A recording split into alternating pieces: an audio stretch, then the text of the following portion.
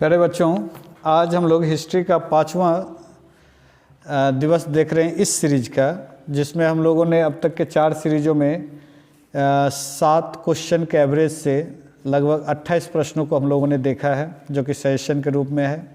और हम लोग अभी 5वां रूप लेके आए हैं, जिसमें भी 5 शॉर्ट टाइप और 2 लॉन्ग टाइप प्रश्न हैं। ये 5 प्रश्न इस प्रकार है कि अल्बेरुनु पर एक संक्षिप्त नोट लिखना है कि अल्बेरुनु की जो भारत यात्रा रही। दूसरा, विजयनगर के स्थापत्य कला की विशेषता का। तीसरा, महाजनपद से आप क्या समझते। चौथा, महावीर के उपदेशों का वर्णन। और 5वां, सातवाहन कौन थे। और इसी तरह से लॉन्ग टाइप में 2 प्रश्न, बौद्ध धर्म के पतन के कारणों को लिखना है। और जो दूसरा जो है लॉन्ग टाइप है वो दीन ए इलाही धर्म से या दीन ए इलाही से आप क्या समझते हैं। तो हम लोग चलें पहला प्रश्न की ओर कि अल्बेरुनु पर एक संक्षिप्त नोट लिखना है। अल्बेरुनु कौन था। तो अल्बेरुनु एक विदेशी यात्री था जो कि भारत में आया था, लेकिन वो क्या यात्रा करने के लिए आया था तो नहीं। एक्चुअल में वो एक प्रसिद्ध इतिहासकार था महमूद गजनबी के साम्राज्य का। तो जब गजनबी भारत पर हमला करने के लिए आक्रमण किया तो उसके साथ ही वो भारत में आया। और जब भारत में आया तो उन्होंने जब भारत के सभ्यता संस्कृति की गहराई और अच्छाइयों को देखा तो बहुत प्रभावित हुए और वो यहाँ पर कुछ समय बिताया। यानी कि एक प्रकार का उन्होंने अब यात्रा के रूप में जो है भारत में रहना शुरू किया, एक यात्री के रूप में। जब वो भारत के सभ्यता संस्कृति का अध्ययन किया बड़ा गहराई से, चूँकि इतिहासकार थे तो उन्होंने बड़ा गहराई से अध्ययन किया, तो उन्होंने पाया और उनके जो अपना अनुभव था उन्होंने किताब उल हिंद में इस चीज़ का विवरण दिया। किताब उल हिंद जब हम लोग अध्ययन करते हैं तो पता चलता है कि उस समय का साम्राज्य के विषय में सोच अल्बेरुनु की क्या थी, भारत के संदर्भ में क्या सोच रहे थे वो।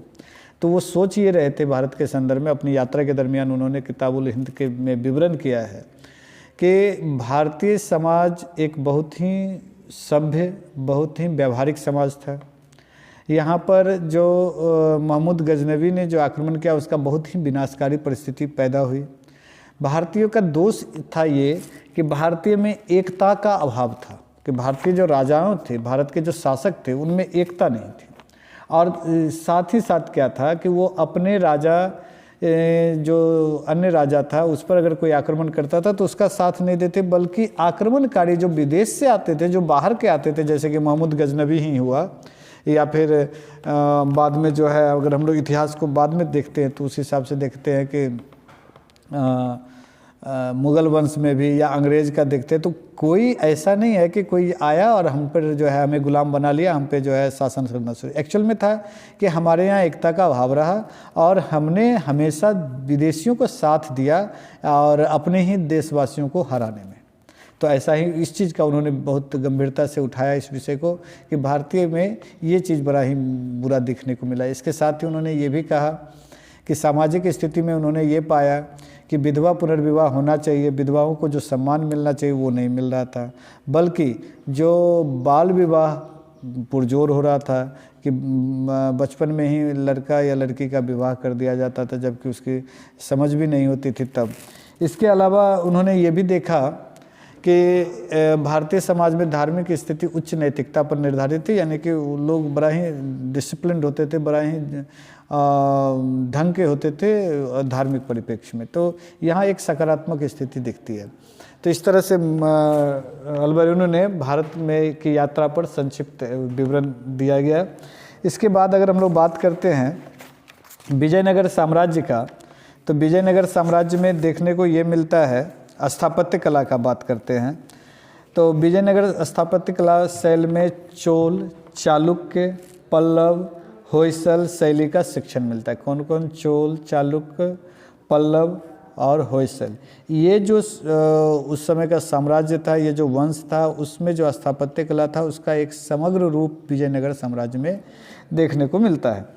विट्ठल स्वामी मंदिर जो विजयनगर साम्राज्य में है कि विरूपाक्ष मंदिर इस शैली का महत्वपूर्ण उदाहरण। मतलब यहाँ पर अगर विरूपाक्ष मंदिर देखा जाए तो ये देखा जाएगा तो समझ में आ जाएगा कि उस जो ये बातें कही जा रही है वो कितना सार्थक है, यानी एक प्रकार का ये उदाहरण है।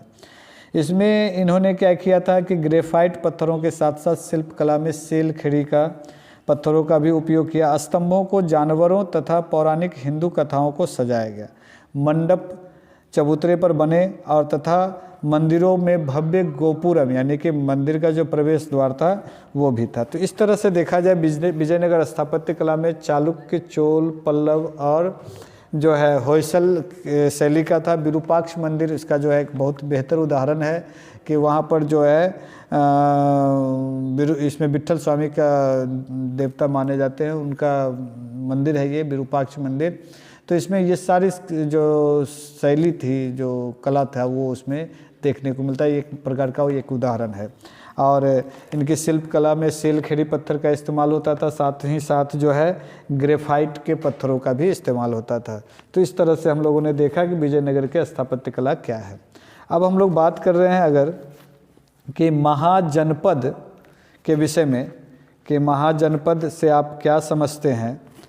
तो महाजनपद के विषय में हम लोग देखेंगे तो पता चला है कि उत्तर वैदिक काल में जो क्षेत्रीय राजा थे उसका जो उदय था, उन्होंने जो बहुत जब विकास किया, उन्होंने जब चारों ओर व्यवस्था आई, तो उन्होंने क्या किया कि पूरे भारतवर्ष को अगर ये समझा जाए उत्तर भारतवर्ष को, तो उन्होंने क्या किया 16 खंडों में बांटा, जिसको महाजनपद कहा गया।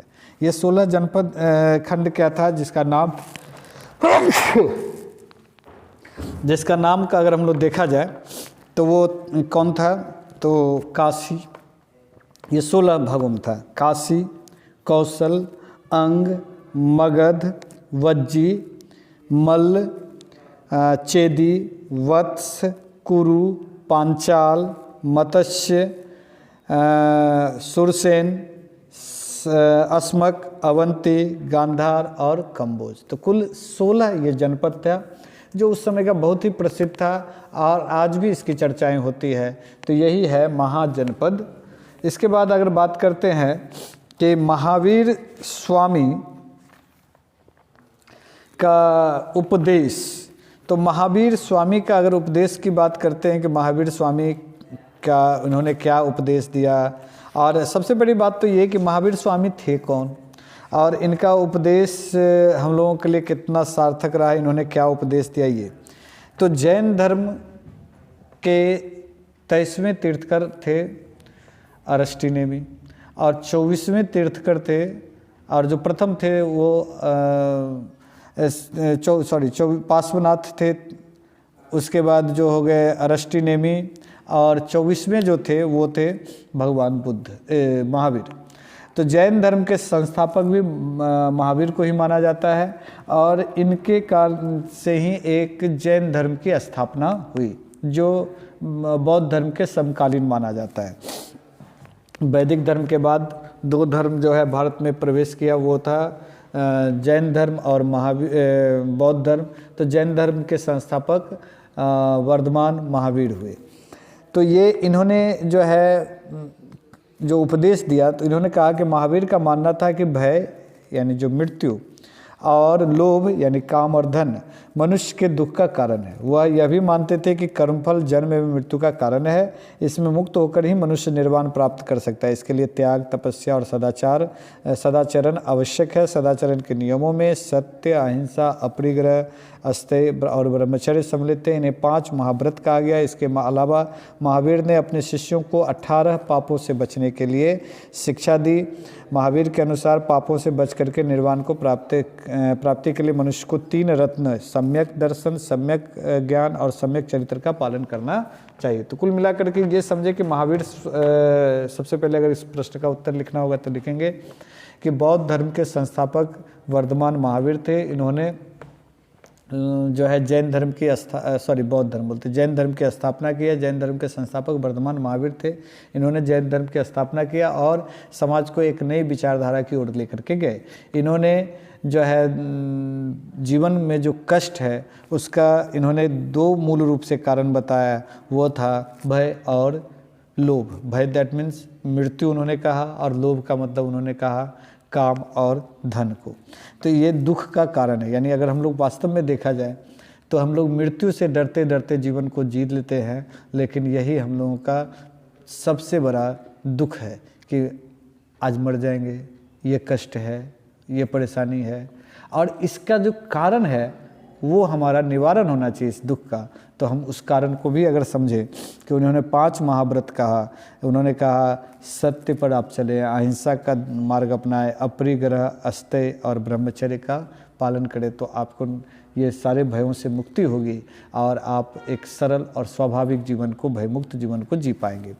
इसके अलावा उन्होंने अपने लोगों से कहा जो इस धर्म के अनुयायी थे, विशेष रूप से उनको 18 पापों से बचने के लिए, मतलब ये तो था ही, ये तो अपनाना है, और 18 पाप जो था उससे बचना भी है।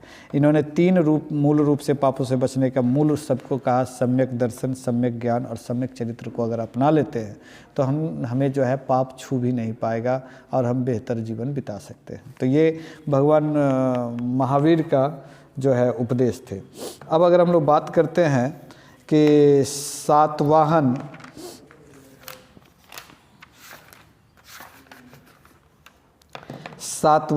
कौन था, तो ये हमारे लिए बड़ा ही एक महत्वपूर्ण प्रश्न होगा। आज का 5वां प्रश्न अति लघुत्तरीय का और आखिरी लघुत्तरीय का। सातवाहन वंश का उद्भव दक्षिण भारत में हुआ। आंध्र से संबंधित होने के नाते इन्हें आंध्र या आंध्र सातवाहन भी कहा गया जाता है। सातवाहन शब्द कुल या वंश का बोधक है। आंध्र एक विशेष क्षेत्र में रहने वाले समान भाषा और परंपराओं से जुड़े लोगों का बोध कराता है। तो सातवाहन राजवंश की स्थापना 1ली शताब्दी में हुई। तो सातवाहन कौन थे, तो कहा जाएगा कि सातवाहन वंश की उत्पत्ति दक्षिण भारत में हुई। इसे आंध्र या आंध्र सातवाहन वंश भी कहा जाता है। आंध्र का अर्थ होता है कि जो एक सामान्य नियमों को, एक विशेष नियमों को मानने वाला जो एक जन समुदाय, एक जो समाज होता है, उसको कहा जाएगा आंध्र। और जो है और सातवाहन का अर्थ होता है कुल यानी वंश। तो जो समाज, जो वंश एक नियमों के हिसाब से चलता है, जो पूरे समाज को एक नियमों के हिसाब से चलाता है, ऐसे वंश को कहा जाएगा सातवाहन वंश। तो इस तरह से हम लोगों ने 5 लघुत्तरीय प्रश्नों को देखा। अब अगला प्रश्न जो आ रहा है वो है कि बौद्ध धर्म के पतन के कारणों को लिखें। आखिर बौद्ध धर्म का पतन क्यों हुआ, इसके पीछे क्या कारण माना जाएगा। तो सबसे पहले हम लोग बौद्ध धर्म के पर गौर करेंगे कि आखिर बौद्ध धर्म है क्या, और इसके पतन का फिर कारणों का हम लोग वर्णन कर पाएंगे।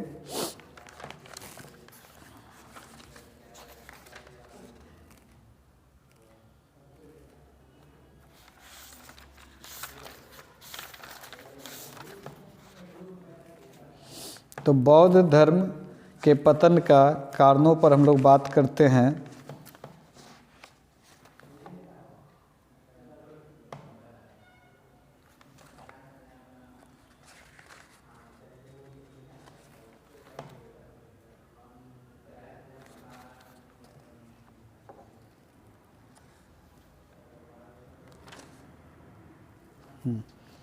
बौद्ध धर्म के पतन का कारण, सबसे पहले बौद्ध धर्म है क्या, तो भगवान बुद्ध द्वारा जो धर्म लाया गया उसको कहा जाता है बौद्ध धर्म।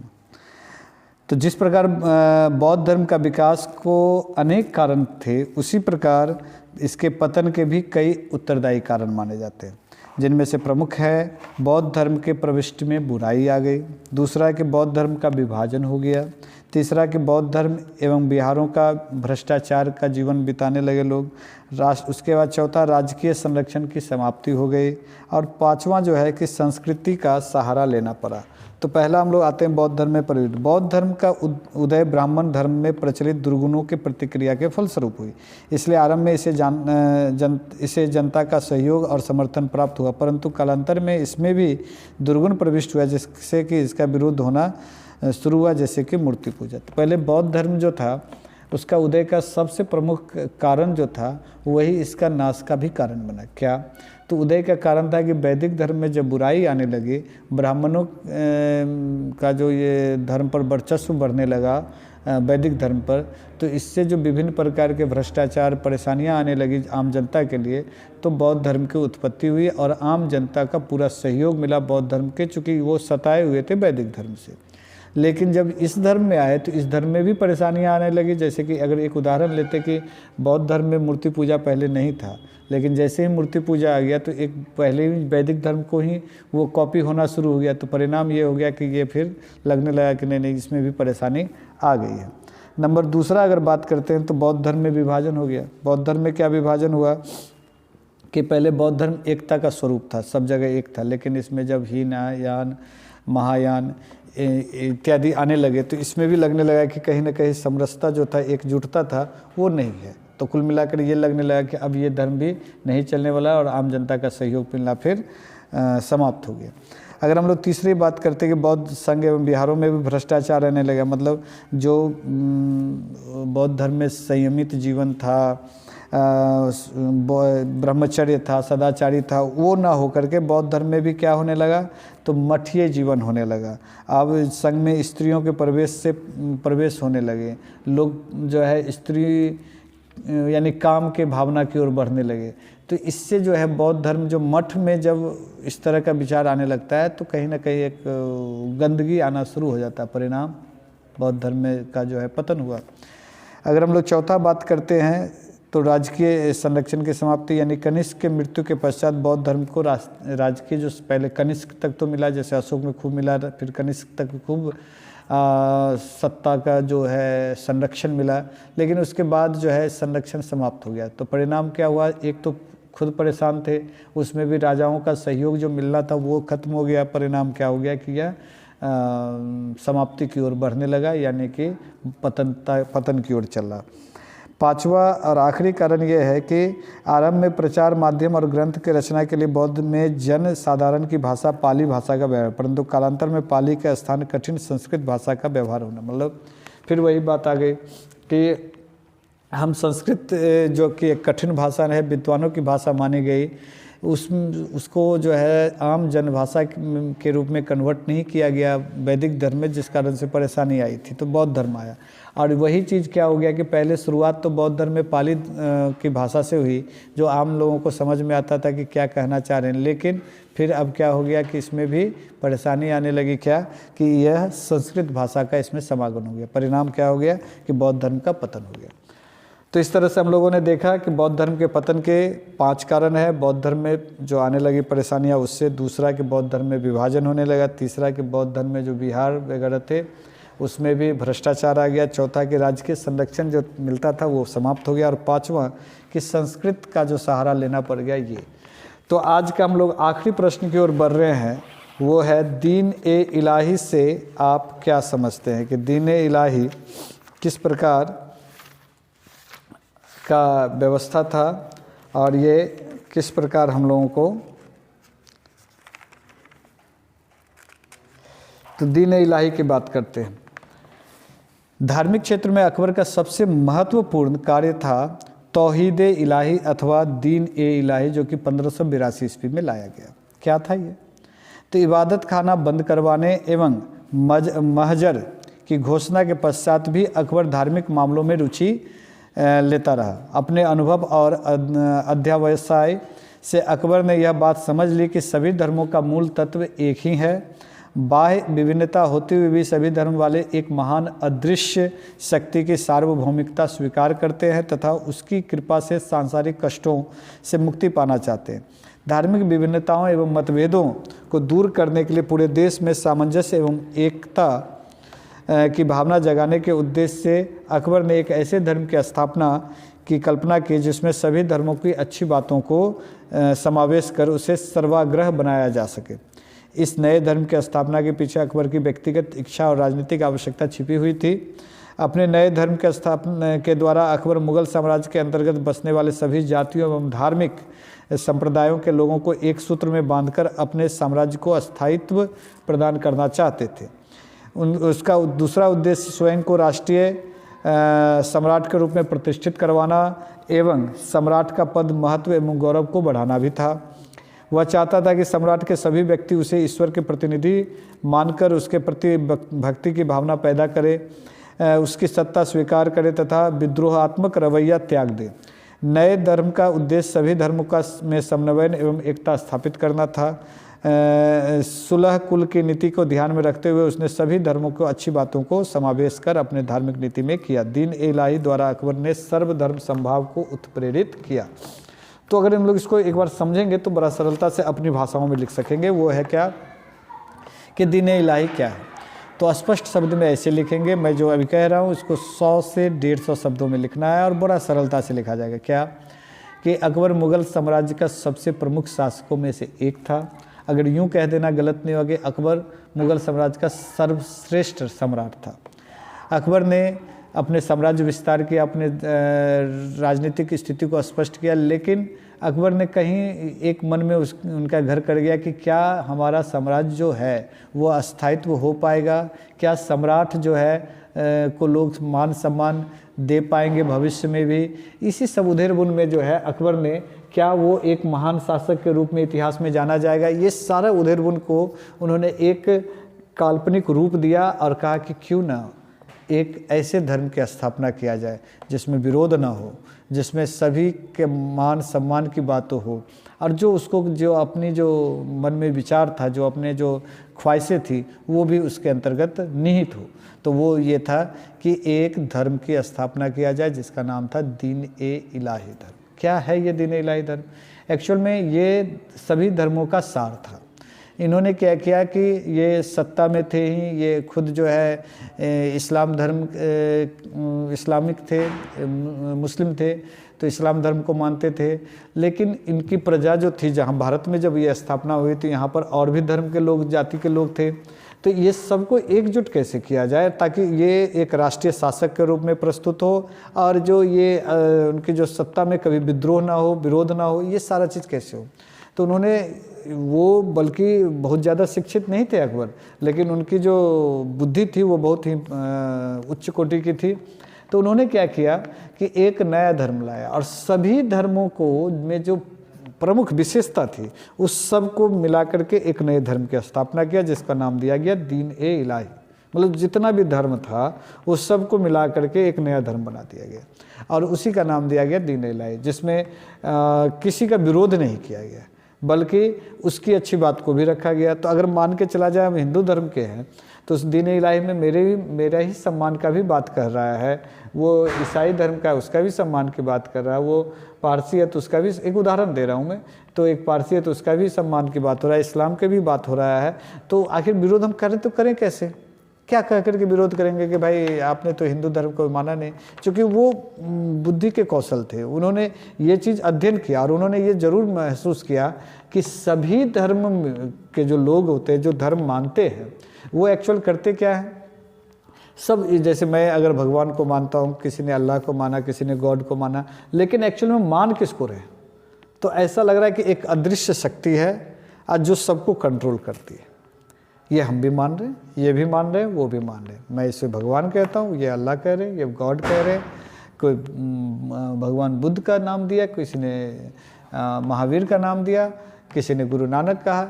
तो ये सारा जो है एक्चुअल में देखा जाए तो एक अलमाइटी के ओर, एक जो सार्वभौमिक शक्ति है उसकी ओर इशारा करता है। तो इस चीज़ को मिला करके अकबर ने एक नई धर्म की व्यवस्था की जिसका नाम हुआ दीन ए इलाही। और ये वास्तव में न सिर्फ धार्मिक परिपक्ष था, लोगों में एक जो है अपनी छवि को भी बेहतर करना हुआ अकबर के लिए। इसी धर्म के स्थापना के साथ ही अकबर को जो है राष्ट्रीय शासक की उपाधि भी मिल गई। इसी धर्म के बाद जो है इनके कई जो है हिंदू धर्म भी जो है इस्लाम को कबूल भी लिया। इसी धर्म के लेकर के जो मन में लोगों के भ्रम पैदा हुआ था कि इस्लाम खराब धर्म है, उसको उन्होंने एक नया मूर्त रूप दिया। तो कुल मिलाकर के दीन ए इलाही धर्म अकबर की एक बहुत ही बेहतर राजनीतिक स्थिति थी। तो आज हम लोगों ने देखा कुल 7 प्रश्नों को, और इन 7 प्रश्नों के साथ हम लोग सेशन क्लास में आगे बढ़ रहे हैं। आप विश्वास रखें कि सभी प्रश्नों को आप जैसे मैं बता रहा हूँ उसी प्रकार आप सुन करके प्रैक्टिस करें, बल्कि सुने और उसको फिर मंथन करके, चिंतन करके फिर लिखें, और विश्वास करें कि आप बेहतर रिजल्ट ला सकते हैं। मैं आपको बता रहा हूँ कि पिछली बार, वैसे मैं ऑनलाइन क्लास इस बार से दे रहा हूँ, लेकिन पिछली बार ऑफलाइन क्लास में हमारे यहाँ का विद्यार्थी हिस्ट्री में ऑब्जेक्टिव में जो है 50 में 50 नंबर लाए।